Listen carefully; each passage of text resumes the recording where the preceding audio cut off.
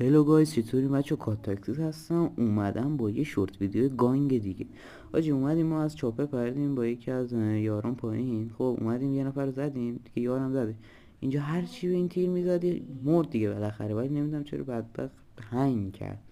اومدیم یه لوت خیلی ریز ایزی زدیم، اومدیم باکساشون لوت کردیم. اومدیم منم افجه دست اول افجه گرفته بودم دیگه، اومده بود دستم رفته بود اولیشو زدیم.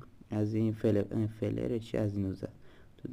تیر دوم میزد، تیر سوم یه نایک قشنگ یه رفتیم سر باکسش. حالا ادامه ویدیو رو شورت بعدی میزنم. فعلا بچه.